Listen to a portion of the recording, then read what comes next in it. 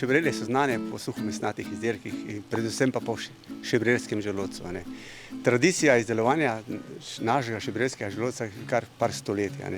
Ni nekih pisnih virov, ampak to se je prenašalo iz roda v rod, tako da so res šebrelje tiste, ki se je želodec najprej izdeloval. Vse se izdeluje na širšem cerkljanskem, idrijskem ali pa tudi tolminskem, ampak ime pa še zmeraj nosi kot šebrelski želodec.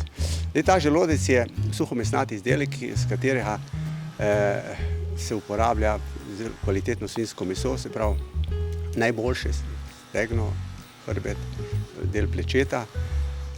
Postopek izdelave je nič posebnega, se pravi ploščate oblike, polni se ga v svinjske mehurje ali pa v svinjski želodec. Predvsem včasih se je tako polnilo, zdaj se v glavnem v svinjske mehurje.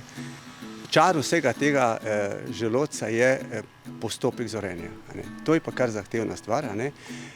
Treba ga je prešati, se pravi stiskati, čistiti, obračati, ustreza mu prava temperatura, primerna relativna vlaga, drugače se kar hitro lahko pokvari. Tako da zahteva kar nekaj znanja. Želodec se izdeluje bistveno manj, kot se je pred leti, ker včasih je imela vsaka domačija enega ali pa dva prašiča in želodec je imel svojo ceno in ti želodci so se običajno prodali, da so se lahko pokrili stroški, se pravi davek ali kaj podobnega. Zdaj pa standard je bistveno drugačen, tako da se tega bistveno manj izdeluje, ampak moram reči, da jih je kar nekaj domačinov še, ki to izdelujejo, predvsem za lastne potrebe.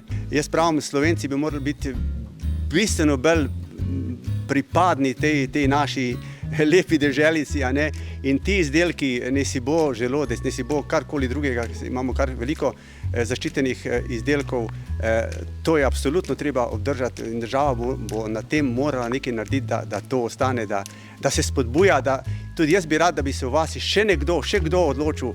Lažje bi bilo, ker naprimer meni želodci zmanjkajo, pa bi ga lahko rekel, pri sosedu ga boš dobil.